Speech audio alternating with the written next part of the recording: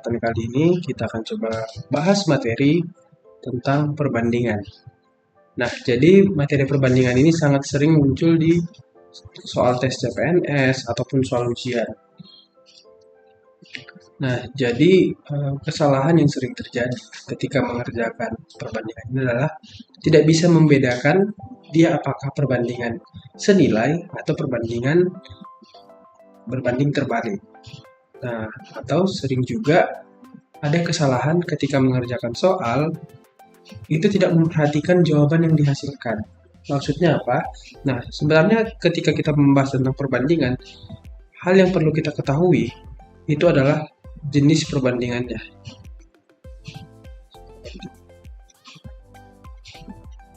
Oke, kita tahu dulu nih, apakah dia berbalik arah, apakah dia berbanding terbalik, atau senilai, atau bahkan campuran keduanya. Nah, jadi pada kesempatan kali ini kita akan membahas secara rinci jenis-jenis perbandingannya disertai dengan contoh soal. Perbandingan senilai. Jadi di sini pengertiannya perbandingan senilai adalah dua besaran berubah searah. Jika satu besaran bertambah, maka besaran lainnya juga bertambah. Sebaliknya, jika besarannya berkurang, maka besaran lainnya juga berkurang. Misalkan kita ada elemen A, kemudian ada perlakuan yang mengakibatkan A ini menjadi naik. Nah, kemudian elemen B dengan perlakuan yang sama dengan elemen A tadi, maka B juga ikut naik.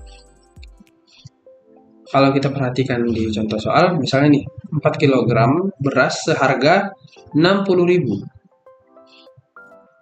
60.000. Yang ditanyakan untuk 10 kg beras harganya berapa? Sebenarnya ini kita bisa mencari harga per kilonya dulu.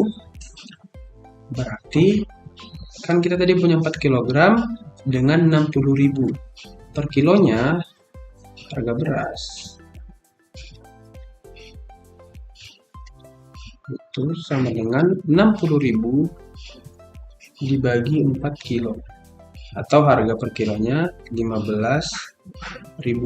Nah, berarti kalau untuk 10 kg beras berapa harganya? Tinggal kita kalikan aja. 10 kilo dikali harga per kilonya 15.000.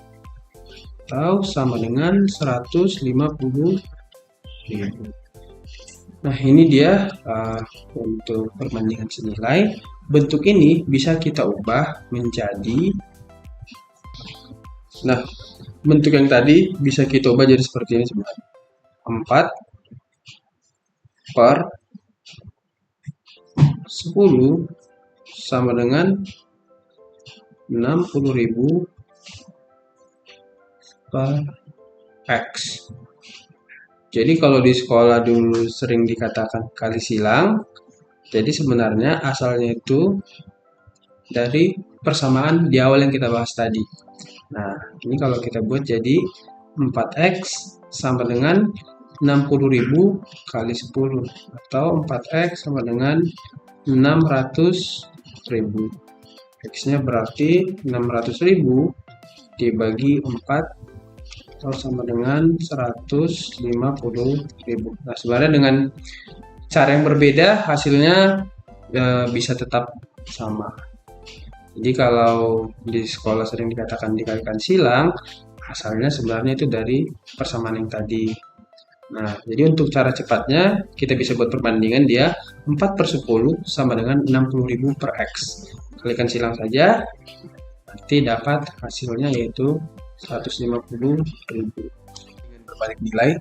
Jadi kalau ini pengertiannya dua besaran berubah berlawanan arah. Jika satu besaran bertambah, maka besaran lainnya berkurang ataupun sebaliknya.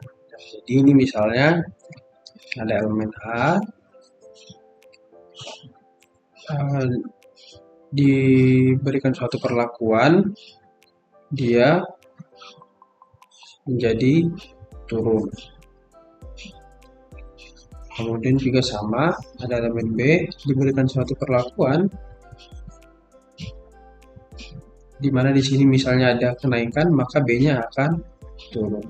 Nah, untuk lebih mudahnya, bisa kita lihat ke contoh. 8 pekerja dapat menyelesaikan sebuah pekerjaan dalam 15 hari. 8 pekerja bisa menyelesaikan suatu pekerjaan 15 hari. Yang ditanya, jika pekerjaannya menjadi 12 orang, berapa lama waktu yang dibutuhkan? Oke. Sekarang kalau kita lihat secara logika, dengan menggunakan atau adanya 8 pekerja, pekerjaan itu bisa selesai 15 hari. Ketika pekerjaannya ditingkatkan, apakah pekerjaan itu jadi lebih lama atau lebih cepat? Nah, jawabannya jadinya lebih cepat karena jumlah pekerjanya dinaikkan. Nah, berarti secara logikanya harusnya harinya berkurang ya. Sekarang kita buat gini, kalau 8 pekerja membutuhkan 15 hari. Berarti kita misalkan aja, untuk satu pekerja, ini bisa kita buat jadi 8 kali 15 hari. Atau berapa? Atau sama dengan 120 hari. Berarti dengan pekerjaan yang sama, satu pekerja akan bisa menyelesaikan pekerjaan itu selama 120 hari. Kalau 12 pekerja, udah kita tinggal buat 12 120 dibagi dengan 12 pekerja, maka dia akan bisa menyelesaikan pekerjaannya selama 10 hari. Nah, ini dia kalau secara konsepnya, dengan menggunakan persamaan, kita bisa ubah menjadi seperti ini. 8 pekerjanya sama dengan 15 12 dikali X. Nah, ini hasilnya pasti sama nih. 8 itu ini dari 8 pekerja, 15 dari harinya, 12 pekerjanya yang ini, harinya X yang kita cari tahu. 120 sama dengan 12X atau sama dengan 10. Nah, jadi kenapa bisa menggunakan rumus ini? Itu asalnya adalah dari persamaan ini. Nah, jadi biar kita tidak hanya sekedar menghafal dari perbandingan berbalik nilai dan perbandingan nilai. Nah, kita langsung lihat ke soal aja. 10 pekerja bekerja 8 jam per hari. Berarti ada 10 pekerja. Waktu bekerja mereka 8 jam. Mereka dapat menyelesaikan proyeknya selama 12 hari. Oke. Berikutnya, kasus yang kedua, pekerjanya menjadi 15 orang. Berarti sekarang ada 15P.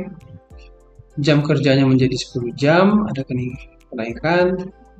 Yang ditanya berapa hari proyeknya bisa selesai. Ini bisa kita lakukan analogi yang sama dengan soal sebelumnya. Kita cari dulu untuk pekerjaannya totalnya berapa. Nah, kita anggap gini, total pekerjaan itu bisa kita kalikan semua. 10 kali 8 dikali 12 hari. Atau sama dengan 960. Nah, inilah dia total pekerjaannya. Ya, ini kita satuannya tidak tahu. Jadi kita anggapnya 960 saja total pekerjaannya. Berarti dengan 960 ini, kalau ada 15 pekerja, waktu yang diberikan 10 jam, kira-kira berapa hari bisa selesai? Berarti dengan cara yang sama, total pekerjaan sama dengan 15 kali 10 kali, nah harinya yang kita tidak tahu, X itu harus sama dengan 960. Berarti 150X sama dengan 960. X-nya sama dengan 6,4 atau 6 hari 4 jam. Begitu ya. Atau kalau ditanya dia jadi 6,4 hari. Nah, jadi kalau kita perhatikan di sini, pekerjaannya dinaikkan, jumlah pekerjanya, jamnya juga dinaikkan, pasti waktu kerja yang dibutuhkan jadi berkurang.